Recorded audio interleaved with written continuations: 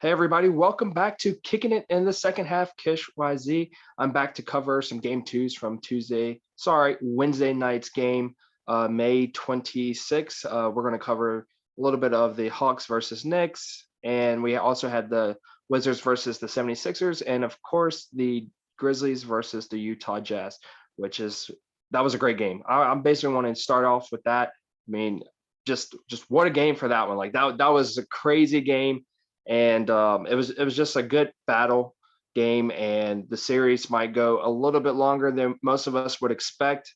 But I can't remember what my prediction was when I did the video before the series started. Might have been Jazz in 5, could be Jazz in 6, but I think I might stick with Jazz in 5. Quick plug real quick here. Yeah, if you're listening to this, obviously if you're watching at this point, leave in the comments. I want to know if you knew this or not, or tell me what you think as far as your opinion. The Utah, not the Utah Jazz, the Memphis Grizzlies coach, Taylor Jenkins, he is only 36 years old. They announced that during the game, and I had to write that down because I was in disbelief. And then they showed him right after they said that. I still couldn't see it. And apparently he was a player that played in the league, maybe a little bit, played in the G League, and was assistant under Greg Popovich. So he's been around in the league, but 36 years old. I probably would have tacked on 10 years. Just tell me what you think. Look him up. Google Taylor Jenkins, head coach for the Memphis Grizzlies. But yeah, let's get into the episode. The first thing I have on here, if you were watching this game, if not, you might want to YouTube this as well. Rudy Gobert. I had it as Rudy Gobert stopping John Morant's block, but it just looked like to me that Rudy Gobert got a poster off of John Morant's posterization attempt. John Morant came down. I think it was the first quarter or sometime in the first half. It was early on in the game, and he jumped up in the air and cocked it back as Rudy Gobert was going up with two hands, and he was ready to, push it down with force. And Rudy Gobert kept the two hands up and blocked the dunk, and that was awesome to see. I was actually shocked on how he blocked the dunk. Obviously, he didn't foul him or anything. He just went straight up vertical with it, and Ja was trying to put it down with some force. Ja wind up stumbling a little bit as far as just kind of recovering his balance, but he didn't fall to the ground. But that was just a great stop there because, like I mentioned before, John Morant's always trying to, in my opinion, posterize every center in the league. And in turn, later on in the second half, he did actually come back at Rudy Gobert, and Rudy Gobert kind of turned his shoulder because he mistimed the jump. He just kind of crossed up his defender, John Morant did, and drove down to the lane off of the right side and attacked the rim and got the flush. No contact, no foul there, but he kind of did brush Rudy Gobert a little bit. Like I say, he kind of turned his shoulder, so he did in a way get dunked on, but he wasn't expecting that. But yeah, let's go into that a little bit as far as what I saw with this game and just continuation of the series with some X factors here. X factors are definitely going to be the bigs in this game. Memphis's bigs versus basically Rudy Gobert for the Utah Jazz. Valanciunas, he was in foul trouble early, and we all know that the Memphis Grizzlies are way better, and they have a better plus minus when Valanciunas is on the court. And unfortunately, he got into foul trouble early, and it looked rough for the Memphis Grizzlies. But what was impressive with the Memphis Grizzlies were the runs they were able to go into. They did a run in the first half, did a run in the second half. I mean, they had foul trouble with Dylan Brooks as well, so he was one of their, definitely their top guy as far as guarding the best player on the court, which would have been for Utah Jazz, Donovan Mitchell, because he did return for this game, his first playoff game, his first game actually in like 5 weeks, I think he said. But for me, like the Utah Jazz definitely did what they needed to do, but the Memphis Grizzlies, if they want to, take anything away and maybe try to win another game now that the next two games are in Memphis, is to try to learn to balance when you are getting on these runs, because they're a very spry, youthful team. I think in game one, the commentator had said that the average age for the for the Memphis Grizzlies is 24 years old. So that's some very young legs there that's on the court. And you could see at times when they get on these breaks, they're not exhausted, they're not tired. And that's what they have to do, is leave it out all out on the line, because right now it's just surviving this series. You can't obviously look forward to the next series until you get through this one. And it's going to be tough and almost impossible for them to get through this if the Utah Jazz are fully healthy. But for Memphis, yeah, just trying to build and trying to figure out a system that works as far as when you go in these runs, what can you do defensively to keep that communication so you don't have breakdowns where the other team is going to go on the run. But granted, the Utah Jazz is just that great of a team that that's going to happen at times. But they were able to close the gap into, what was it, a 3-point lead by the Utah Jazz sometime. I think that was late third or early fourth quarter. So that was interesting to see. And big shout out to John Morant, because, man, this is his first playoff run. And he had 47 points in 43 minutes. So an increase in points and an increase in minutes from game one. But like I said, it's a very youthful team, and the coach is going to push him to the limit. As long as he's healthy, we're going to see big performances from him.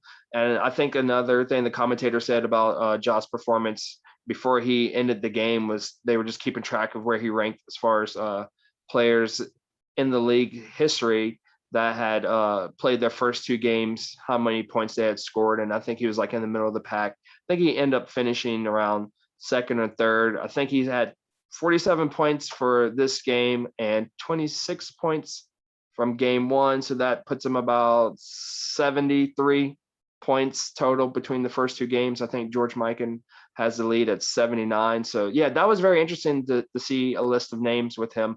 And shout out to your bud 36, one of our special guests that we have on the show sometimes. He was the one that actually, called it last year as a rookie for John Morant, that he felt like John Morant was the better rookie compared to Zion as far as being the more NBA ready rookie. And, it was hard to see that back then. And I'm going to admit that I probably didn't fully believe it all the way either, as far as, looking at their body type, which is what I was basing off of. John Morant's a slender build, and I was just worried about injury. And I still am going down the road. But, man, yeah, I mean, he's living up to the hype, because he's got them in playoff position once again. Last year was close, but this year they're in it, and he's having big performances. And I think we're going to see some more of this, especially, like I said, going to game 3 and game 4 at home for them in Memphis. And he's just going to be on a roll because he's already on one. And Dylan Brooks is still continuing to do well. But going back to the Utah Jazz, I mean, the 3-point shooting is just deadly. I mean, that's just what they've been known for all season long.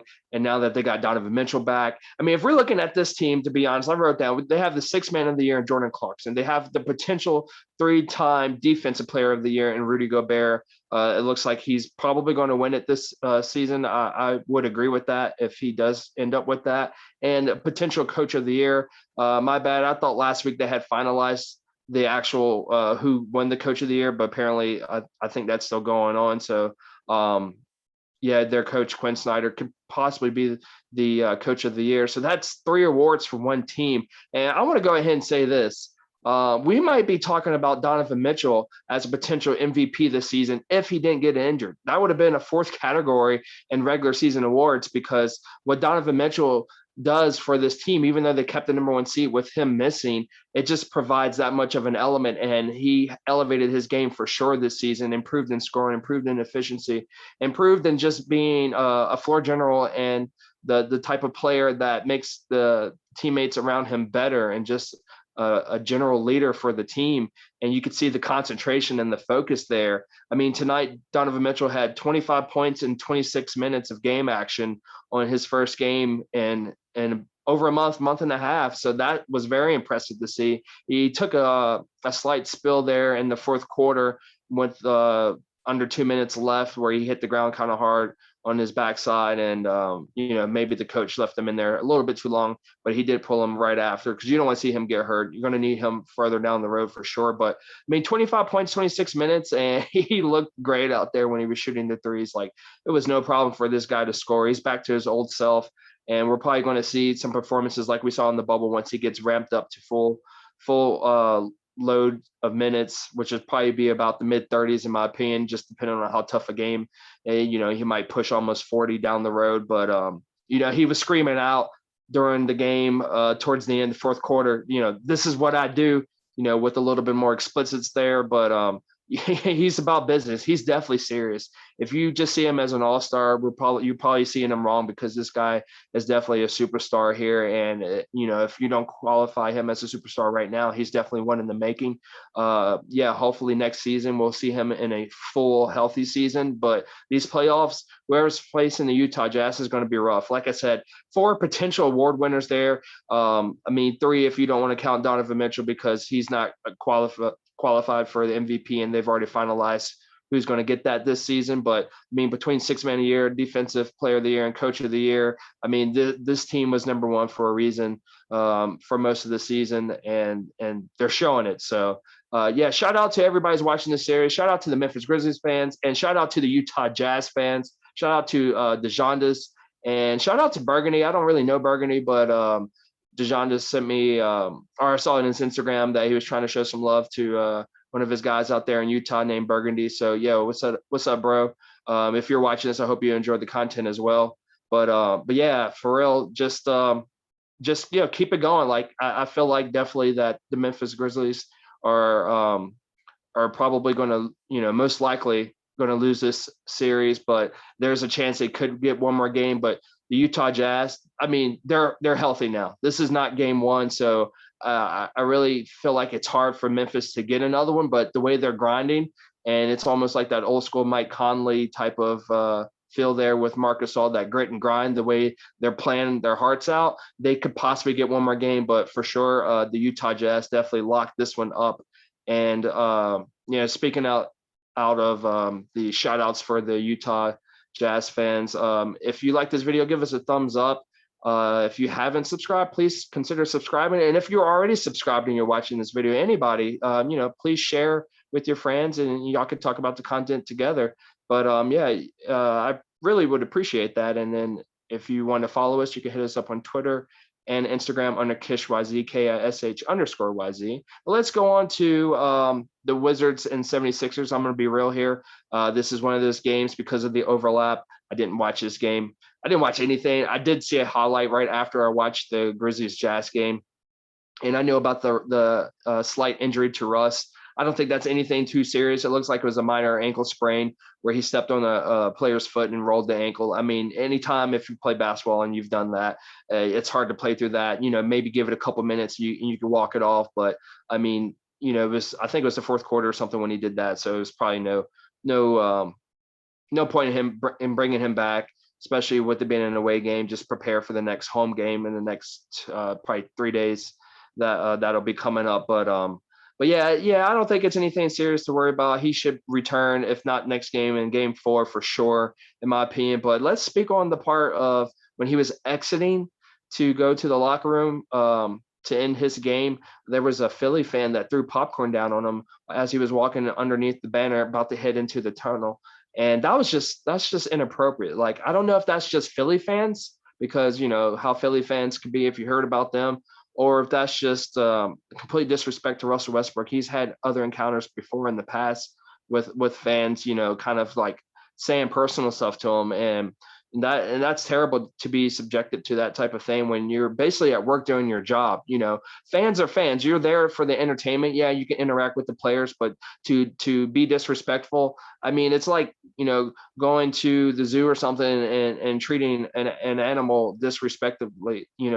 Just kind of like seeing a giraffe and throwing something at a giraffe, or just pouring chemical down in an aquarium tank if you're at an aquarium or something. Like, it's inappropriate, it's uncalled for, and it's not necessary. Like, okay, if you're yelling at a fan and you're just saying, screw you, Russ, your team sucks, okay, that's one thing. But to do something as a personal gesture, I'm not a fan of that at all. Definitely, hopefully that guy gets banned. But that's just unfortunate that happened. But yeah, I believe things happen for a reason. Obviously, Russ has been targeted before, and with it happening to him, he's definitely going to speak up about it and speak out to the league to make sure they do something, and to go forward have to figure out a way to keep this from happening more frequently than what it has happened to him. Like, it's not something you see every day, but yeah, it's been enough that's happened to him, and it's just terrible to see that. But as far as the Philly side of this, the Philadelphia 76ers themselves, obviously they're having their way with the Wizards for the most part. when it comes to Embiid and Simmons from the highlight I saw, like it's just them doing whatever, shooting threes, being on the rim, dunking, just just playing winning basketball. And part of that is their talent, and part of that is just how Doc Rivers has it set up. Like Doc Rivers is a very smart and impressive coach, and in my opinion, one of the coaches that should be considered for the coach of the year as well. I think he actually might be considering as far as the 3 finalists. And yeah, they're number one in the East for a reason too. So he has a great part to do with that. But yeah, Philly. Yeah, I don't know. I was hoping that the Wizards can get one game in as far as a win. The next 2 games, 3 and 4, are going to be played in Washington, so that's home games for them. But if Russ isn't 100% going into the next 2 games, especially game 3, I don't see them winning game 3. Game 4, maybe. So we'll keep a lookout for that. I didn't have the Philadelphia 76ers sweeping this, but I did have them obviously winning the series. I think Philly in 5 is what I said. So we'll stick with that and see what happens with that. But so the other game, I know I went in reverse order. I think the 76ers were actually the first game that was played today at 7. The Grizzlies Jazz was played. I think it started 10 or 10:30. I can't remember exactly. It came on basically right after the Hawks Knicks, which is the one I'm going to get into. That started at 7:30. And wow, one big thing that you notice right off when the game started, and it has nothing to do with the players on the court. It's the fans in the crowd. Like MSG is just kind of packed out, and that's fun to see that environment. Like shout out to Hugh, because we talked about just the fans being in the arena. I think we talked about that through the Phoenix Suns game, and I also noticed that with the Utah Jazz game. I meant to say something about that because I like that color scheme that they did to match their jerseys, where they had the crowd, if they wanted to wear the shirts that were placed on the seats, it was like sections of yellow, orange, and red as they faded and then recycled back between those 3 colors like 3 or 4 times. And that's just cool to see that environment, how it's so congruent with the players and the court itself, and then just represents that whole atmosphere. But MSG is just it's just all in New York there. Most of them are wearing New York Knicks jerseys and whatnot, but it's New York. So it's crazy how big that crowd looks. And it's just a basically almost a filled arena. I don't think it was completely filled, because I saw some empty seats in some sections, so I'm not sure what was going on there, or maybe they just didn't sell out. But man, the fans are definitely into the game. Like, it's weird watching the games if you're going from the bubble and then you're going to the start of the NBA regular season when they didn't have fans again, and you hear the squeaky of the shoes, you hear some of the trash talk without the players being mic'd up, you hear the whistles being blown, you hear everything that you normally wouldn't hear. And then in this series here, or at least in this game, like, it was just drowned out. Like, I don't even know. It's almost like they blocked out vision, because I couldn't even read the mouths of the players for half of that, because it was just so eruption there and so raw emotion that it was fun to see, because half of it is the New York Knicks fans rooting for the Knicks, and then half of it is them rooting against Trae Young, which is cool to see, because I didn't know how this series was going to be. I said this would probably be my least favorite series. Not that it would be boring, but yeah, this is turning out to be a must-watch series, at least while they were in MSG. We'll see how it turns in Atlanta. But yeah, just some key things that I noticed here. The Knicks defense, again, I mentioned this after their game 1. I feel like they were ball watching a little bit in the first half, and it's just basically when the other team is shooting or scoring, but even if they're shooting and missing, this is like the Knicks players are frozen in place and they're watching to see where the ball is going to go, and then they're reacting late. Like, I think they need to react a little bit earlier to get better quality of their defense. I think they did do a little bit better job on their rotation, but when you're seeing the 3-point shooters with the Hawks, which they have a lot of shooting there with Bogdanovich, Herter, obviously Trae Young, DeAndre Hunter. So they got some key guys there. So you definitely got to watch that and try to get the rebound and not get give them the second chance opportunities there. But yeah, shout out to the Hawks, and yeah, shout out to Hugh again, because you're a big DeAndre Hunter fan. I know I shouted you out in the last one for Joe Harris, and the reason being why I'm shouting him out for these 2 players in particular is because he's a big UVA fan, and both of these guys went to UVA at separate times. But DeAndre Hunter had a big game. better than the last game, I believe. And, he's rounding back into form and into shape after missing some time towards a good chunk of the end of the regular season there. So it's good to see him scoring and contributing, even though the Hawks did lose this game. And Bogdanovich, this is the reason why they signed him in the offseason. Didn't really see that coming when he decided to go there, but they offered him the money that he was looking for. And now it's paying off because he's playing pretty solid so far in these games. And he's definitely a 3-point threat, which we knew of that if you paid any attention to him when he was playing for the Sacramento Kings. And he almost cost Buddy Hield his starting position, which he did several times last season. But yeah, for the Hawks, yeah, they definitely got some guys here that's definitely contributing. So to take some pressure off Trae Young. And Gallinari, he probably needs to step it up a little bit if he wants to help with the bench. They do have Lou Williams there. So, there's still a fighting chance. And this might as well just be a back and forth series where it might go 6 or 7 games. My prediction was obviously the Knicks were going to sweep, is what I said in the video. And after game 1, yeah, that ended right there. So, that was just a bold prediction. I was just trying to throw something out there just to get something going. And yeah, I'm really surprised at this series and kind of excited to see more and see how back and forth this can go. What I noticed in the second half there was Julius Randle. They showed a little clip of it where I guess he was mic'd up or something, and he was talking about the teammates. He was making them communicate. He says, we need to talk, we need to talk, we need to talk.